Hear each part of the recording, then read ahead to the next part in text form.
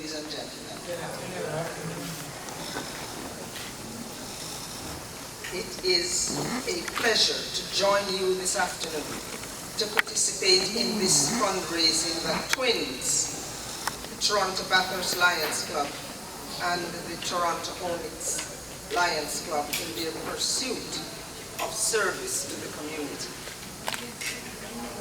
This is an excellent idea, and we hope you can continue this partnership to meet your common goals. Thank you for inviting me to be a part of this event. I purposely prepared my speech by writing it, or else I could keep you here all afternoon telling you what I have to say to you. As I pondered what I would speak to you about today, one constant in my thinking was knowledge management. What is knowledge management? In organizations, knowledge management is a process that helps organizations identify, select, organize, disseminate, and transfer important information and expertise that are part of the organizational memory that typically resides within an organization in an unstructured fashion. In my lifetime, I did not think that I would live long enough to see the ugliness of hatred, vengeance, and spite that have all become the hallmark of our time. We all know that this hatred was always there and was awaiting a leader and a time. In the current environment that exists here in Canada, the United States of America, and other parts of the world, it is imperative that we who are sitting in the departure lounge must find a system in which we can impart the treasure troves of knowledge we currently have, along with how we have strategized to ensure our survival, our success, and concretized our determination to resist any injustice that we encounter along the way. How are we to ensure that our younger generation get a lot of this knowledge? My definition of knowledge management, I've already read you what it's defined in for an organization and a company. Now I'm going to tell you how my definition works. A process in our community that encourages the 55+ age group to participate in passing on their wealth of knowledge to younger people. Mature adults dedicating hundreds of volunteer hours to impart their experience, expertise, and strategy that forms a part of their memory on their journey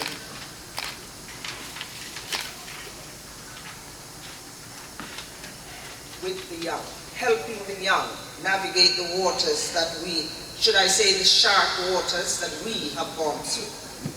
Organize the information in a structured format that disseminate the information in a way that a younger person can see the joys and sorrows of the journey, how the mountains were navigated in order to continue on the journey. And all of that is just to say, talk to the young people then and let them know what your experience have been, how you've gotten here, because a lot of them are so happy having a good time that they have no understanding that the sharks are standing right at their feet, just ready to chop off their feet. That's really all I'm saying.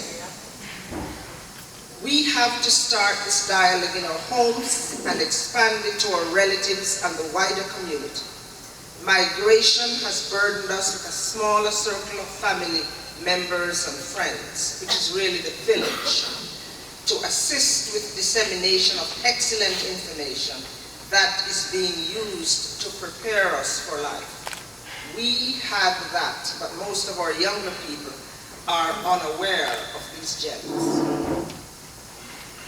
Residing in a place that designed your failure and ensures that mountains are in your way, and especially in the way of young people, we have an obligation to inform our young people how we have navigated numerous obstacles and barriers designed to obstruct their progress. Examples: housing. Finding a place to live in the years before mass immigration was a challenge. For instance, even when you found rental accommodations, if you became pregnant, you were given notice to leave because most rental accommodations were for adults only, no child or children permitted. That obstacle of living in Ontario was changed when Kingsley Gilliam made a deputation to the Ontario Human Rights Commission in public hearings held in 1976. So if you arrived here after 1976 and you got a place that you could live in peace, don't forget, there were sharks at our feet making certain that you could. Employment. A lot of gains we have made were fought at the Human Rights Commission and trade unions through the grievance procedures. Education. Several fights have been mounted over the years by Black community organizations to get Black students enrolled in college and university programs, including the efforts of the National Black Coalition of Canada, to establish the traditional year programs at Dalhousie University, the University of Toronto, and the Da Costa Hall program at Vanier College in Montreal, Quebec. These programs provide, to this day, an opportunity for students that were deemed not to meet admission criteria to spend a year in pre-university preparatory programs, and if successful, admission to regular university programs. Immigration. The Canada Immigration Act restricted immigration to white people only until 1961. Between 1920 and 1960, only 20,000 people from the entire Caribbean were permitted in Canada. And most of them were white people. In the early 1900s, they were opening up Western Canada and providing homestead to people to settle there. They went to Northern Europe to recruit settlers, and the government of Canada arranged with the Canadian National Railways and the Canadian Pacific Railways to recruit settlers from the United States of America, and they operated 184 recruiting stations across the USA. However, they were forbidden to sell a ticket to Black people to ride on their trains into Canada. I hope I'm schooling you this afternoon. Yes, you are. Thank you. In 1909, when Oklahoma started to impose the Jim Crow laws on Black people throughout the state, Black people who operated a number of thriving communities packed up all their belongings and abandoned their livelihood and traveled to the Canadian borders in Manitoba, Saskatchewan, and Alberta, hoping to get homestead. They were met with extremely fierce racism and all types of hostilities from professional entities such as the Board of Trades, the Chambers of Commerce, and the media. Despite that, we have settlements of Black people in all 3 provinces until today, many of whom have built major institutions. In 1972, the government of Canada, after a scandal involving a Jamaican who advertised in the Jamaican Gleaner newspaper overseas that he could get employment for people in Canada and that he had jobs for them in Canada, he began to bring Jamaican immigrants here. On one occasion, Mr. Fenton brought 35 persons with him, one of whom was a welder that earned over £1 per week in Jamaica. 100. When he arrived at the Toronto airport, he was given 7 days stay in Canada. The group of 35 persons were taken to a 3-bedroom house in the St. Clair and Victoria Park area of the city, only to discover that in addition to the 35 arrivals, 50 young women were farmed out as nannies and domestic workers, and when they had a day off, that 3-bedroom house was their home. As a result, that welder, Ronald Morgan, reached out to his relative who advised him to get to his house 270 miles away.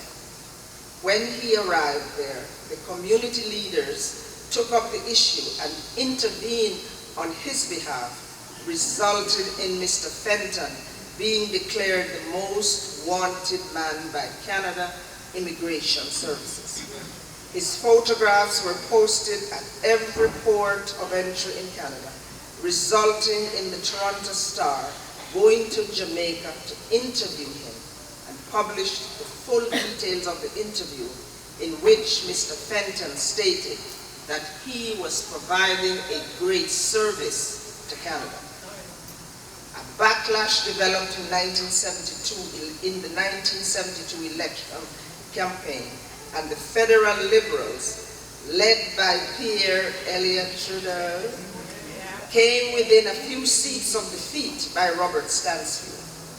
Consequently, when Parliament resumed, the Minister of Immigration, Robert Andras from Sault Ste. Marie, Ontario, announced in the House of Commons at 1 o'clock that at 11 a.m. that day, so his announcement was retroactive, that day, immigration regulations had changed and no one could change status in Canada anymore. As a result of that, thousands of people became illegal immigrants. The community fought for an amnesty and mounted a rally and march on Parliament Hill in Ottawa. The rally and march were led by Charles Roach, Dudley Laws, Edward Clark, and Kingsley Gilliam. And Kingsley Gilliam is the photographer. Oh, yeah.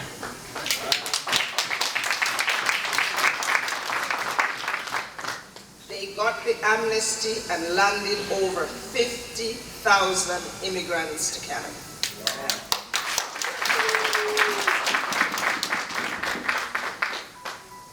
Racist project. In 1975, the government of Canada launched an immigration green paper for the sole purpose of stopping non-white immigration to Canada. Again, the National Coalition of Canada, NBCC, National Vice President responsible for law and justice issues, Kingsley Gilliam, led the charge by holding study groups in various locations across Canada where the Joint Parliamentary Committee, consisting of MPs and senators, would hold public hearings, preparing them to make informed presentations to the committee. Kingsley appeared before them in Sudbury, Ontario, on May 22, 1975, and challenged the committee that one of the background studies on which the immigration policy was based was racist and constituted hate literature and should be withdrawn, and the author charged with the hate literature provision in the Criminal Code of Canada. Are you tired yet? Now that's more. I'll keep going. That changed the equation, with major national media coverage followed by informed presentations everywhere the committee went. Consequently, that nefarious policy was abandoned, and black people and other racial minorities have continued to come to Canada to this day. Yeah.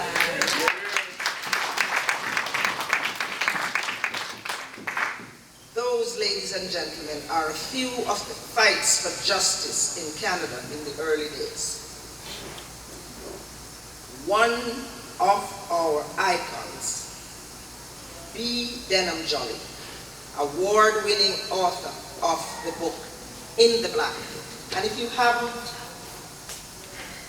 purchased a copy yet, you should, because this is history.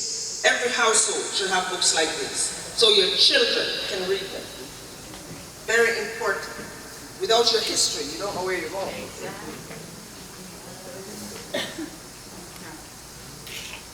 One of our icons, B. Denham Jolly, award-winning author of In the Black, recounted an incident with a police officer about 5 years ago in his book. And I'm quoting, I'll tell you when the quote ends. 3 years, and I'm quoting from the book, first page of the book. 3 years ago on Parliament Street in Toronto's Cabbagetown neighborhood, not far from where I live, I had a fender bender. I was exchanging insurance information with the other driver when a police officer came to take charge of the situation. There was nothing really for him to do, but he told me that I should call a tow truck to get my car towed away. I told him very politely that it wasn't a problem. The car was only dented and I could easily drive it to a garage, but he insisted. When I barked, he immediately escalated. You have to get a tow truck, he said. I found this incomprehensible, towing a car away, that it had a dent, when it had a dent. But the officer looked at me contemptuously. What do I have to do to make sure you do that? Put a gun in your face?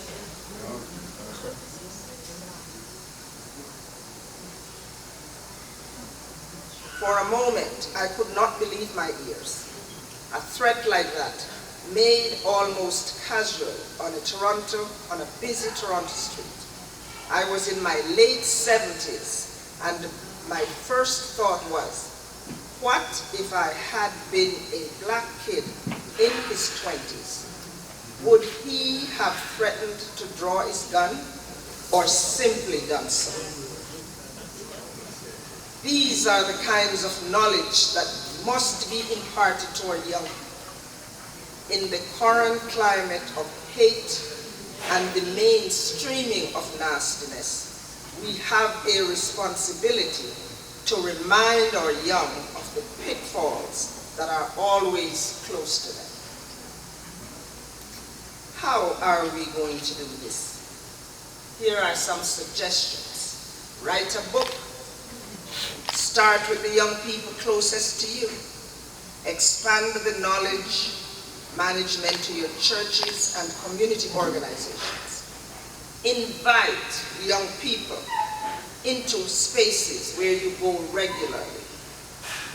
Whatever you do, please make it fun, because young people will not sit and listen for very long if it's a long, dry conversation.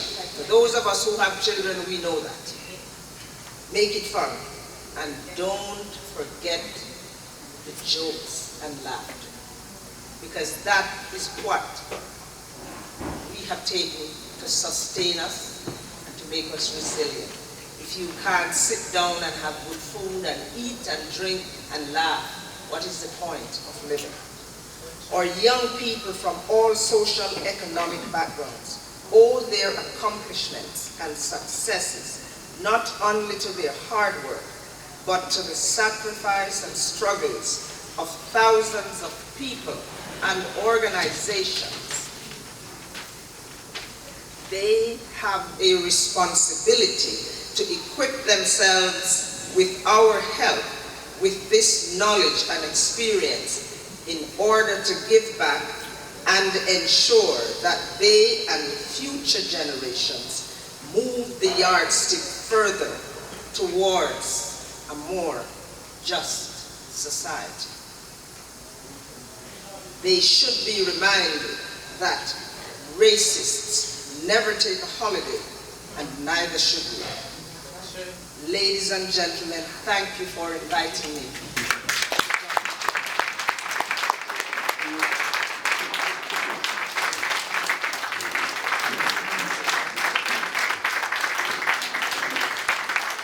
Well, Miss Loda said, clapper!